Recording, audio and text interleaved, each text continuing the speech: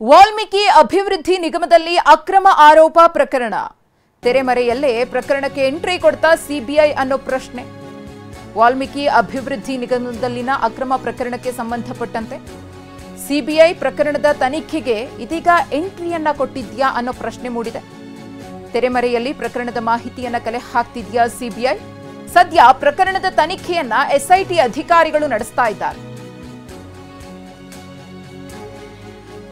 ವಾಲ್ಮೀಕಿ ಅಭಿವೃದ್ಧಿ ನಿಗಮದಲ್ಲಿ ಕೋಟ್ಯಾಂತರ ರೂಪಾಯಿ ಅಕ್ರಮ ನಡೆದಿದೆ ಅನ್ನೋ ಆರೋಪ ಕೇಳಿಬಂದಿದೆ. ಚಂದ್ರಶೇಖರಯ್ಯ ಮೃತ ಅಧಿಕಾರಿ ತಮ್ಮ ಡೆತ್ ನೋಟ್ನಲ್ಲಿ ಸಾಕಷ್ಟು ಅಂಶಗಳನ್ನು ಉಲ್ಲೇಖ ಮಾಡಿದ್ರು.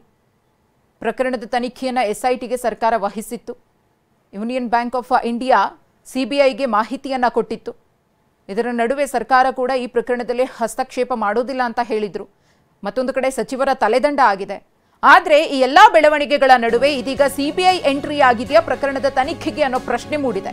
ವಾಲ್ಮೀಕಿ ಅಭಿವೃದ್ಧಿ ನಿಗಮದಲ್ಲಿನ ಬಹುಕೋಟಿ ಹಗರಣ, ಎಸ್ಐಟಿ ತನಿಖೆ ಮೇಲೆ ಸರ್ಕಾರ ಪ್ರಭಾವ ಬೀರ್ತಾ ಇದೆಯಾ? ತನಿಖೆಯ ದಿಕ್ಕನ್ನ ಬದಲಿಸಲು ಸರ್ಕಾರದಿಂದಲೇ ಒತ್ತಡವನ್ನ ಹೇರಲಾಗ್ತಾ ಇದೆಯಾ? ಶಾಸಕನ ಪಿಎ ರಕ್ಷಣೆಗೆ ಸರ್ಕಾರ ಮುಂದಾಯ್ತಾ ಅನ್ನೋ ಪ್ರಶ್ನೆ ಎದುರಾಗಿದೆ. ಸರಿಯಾದ ತನಿಖೆಗೆ ಅಡ್ಡಿ ಆಗ್ತಿದೆ ರಾಜಕಾರಣಿಗಳ ಒತ್ತಡ. ಅಧಿಕಾರಿಗಳಿಗೆ ಫ್ರೀ ಹ್ಯಾಂಡ್ ಬಿಟ್ರೆ ಮಾತ್ರ ಸತ್ಯಾಸತ್ಯತೆಯನ್ನ ಹೊರತರುವುದಕ್ಕೆ ಸಾಧ್ಯ ಆಗುತ್ತೆ. ಒಂದು ವೇಳೆ ಪ್ರಭಾವಿಗಳ ಎಂಟ್ರಿ ಆಗಿದ್ದೆ ಆದ್ರೆ ಪ್ರಕರಣದ ದಿಕ್ಕು ತಪ್ಪುತ್ತೆ. ಆ ರೀತಿಯ ಅನುಮಾನ ಈ ಒಂದು ಪ್ರಕರಣದಲ್ಲೂ ಕೂಡ ಕಂಡು ಬರ್ತಾ ಇದೆ. ಸಿಬಿಐ ಕೂಲಂಕುಷವಾಗಿ ತನಿಖೆಯನ್ನ ಮಾಡಿದ್ರೆ ಮಾಜಿ ಸಚಿವರಿಗೆ ಕಂಟಕ ಎದುರಾಗುತ್ತಾ? ಮಾಜಿ ಸಚಿವರನ್ನ ಬಚಾವ್ ಮಾಡೋದಕ್ಕೆ ಅಥವಾ ಪ್ರಕರಣವನ್ನ ಹಳ್ಳ ಹಿಡಿಸೋದಕ್ಕೆ ಪ್ರಯತ್ನಗಳು ಆಗ್ತಾ ಇದೆಯಾ ಅನ್ನೋ ಪ್ರಶ್ನೆ ಮೂಡ್ತಾ ಇದೆ. ಸರ್ಕಾರದಲ್ಲಿನ ಒಂದಷ್ಟು ಮಂದಿ ಪ್ರಭಾವಿಗಳ ಕೈಚಳಕ ಏನಾದರೂ ನಡೀತಾ ಇದೆಯಾ? ಒತ್ತಡವನ್ನ ಹಾಕ್ತಾ ಇದ್ದಾರೆ ಎಸ್ಐಟಿ ಅಧಿಕಾರಿಗಳ ಮೇಲೆ. ತಮ್ಮವರನ್ನ ರಕ್ಷಿಸಿಕೊಳ್ಬೇಕು, ಹಾಗಾಗಿ ತಾವು ಹೇಳದಂತೆ ನಡ್ಕೊಳ್ಬೇಕು ಅಂತ ಹೇಳಿ ಅಧಿಕಾರಿಗಳಿಗೆ ಏನಾದರೂ ಮೌಖಿಕವಾಗಿ ಆದೇಶಗಳು ಹೋಗ್ತಾ ಇದೆಯಾ ಅನ್ನೋ ಅನುಮಾನ ಕಾಡ್ತಾ ಇದೆ. ಆದರೆ ಒಂದು ವೇಳೆ ಸಿಬಿಐ ಈ ಪ್ರಕರಣದಲ್ಲಿ ಎಂಟ್ರಿಯನ್ನ ಕೊಟ್ಟಿದ್ದೆ ಆದ್ರೆ ಬಹುದೊಡ್ಡ ಸಂಕಷ್ಟವನ್ನ ಈ ಪ್ರಕರಣದಲ್ಲಿ ಇನ್ವಾಲ್ವ್ ಆಗಿದ್ದಾರೆ ಅಂತ ಕೇಳಿ ಬರ್ತಾ ಇರುವಂತಹ ಆರೋಪಿತರು ಎದುರಿಸಬೇಕಾಗುತ್ತೆ.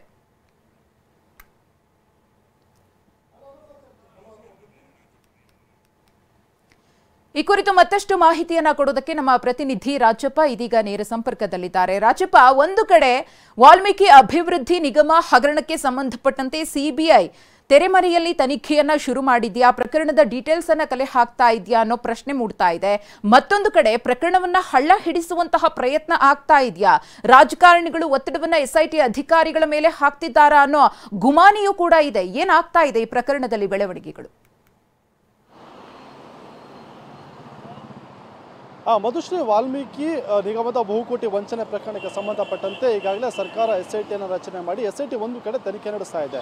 ಮತ್ತೊಂದು ಕಡೆ ಪ್ಯಾರಲ್ ಆಗಿ ಸಿಬಿಐ ಕೂಡ ಈ ಒಂದು ವಾಲ್ಮೀಕಿ ನಿಗಮದ ಬಹುಕೋಟಿ ವಂಚನೆ ಪ್ರಕರಣಕ್ಕೆ ಎಂಟ್ರಿ ಕೊಟ್ಟಿರುವಂಥದ್ದು. ಅಂದರೆ ತೆರೆಮರೆಯಲ್ಲಿ ಏನು ಬೆಂಗಳೂರಿನ ವಾಲ್ಮೀಕಿ ನಿಗಮದಿಂದ ಆಂಧ್ರ ಪ್ರದೇಶದಲ್ಲಿರುವಂತಹ ಫಸ್ಟ್ ಫೈನಾನ್ಸ್ ಕೋಆಪರೇಟಿವ್ ಸೊಸೈಟಿ ಏನಿದೆ ಅಲ್ಲಿನ ಬ್ಯಾಂಕ್ ಖಾತೆಗಳಿಗೆ ನಕಲಿ ಅಕೌಂಟನ್ನು, ಅಂದರೆ ಬೆಂಗಳೂರು ಮೂಲದ ಒಂದಿಷ್ಟು ಕಂಪನಿಗಳೇನಿದ್ದಾವೆ ಆ ಒಂದು ಕಂಪನಿಗಳ ಹೆಸರಿನ ನಕಲಿ ಅಕೌಂಟನ್ನು ಕ್ರಿಯೇಟ್ ಮಾಡಿಕೊಂಡು ಹಣವನ್ನು ಏನು ವರ್ಗಾವಣೆ ಮಾಡಿಕೊಂಡಿದ್ರು ಅದಕ್ಕೆ ಸಂಬಂಧಪಟ್ಟಂತೆ ಒರಿಜಿನಲ್ ಓನರ್ ಯಾರಿದ್ದಾರೆ ಅವರನ್ನು ಈಗಾಗಲೇ ವಿಚಾರಣೆ ನಡೆಸುವಂಥ ಕೆಲಸವನ್ನು ಕೂಡ ಸಿಬಿಐ ಮಾಡಿದೆ ಅನ್ನುವಂಥ ಮಾಹಿತಿ ಸದ್ಯಕ್ಕೆ ಲಭ್ಯ ಆಗ್ತಾ ಇರುವಂಥದ್ದು.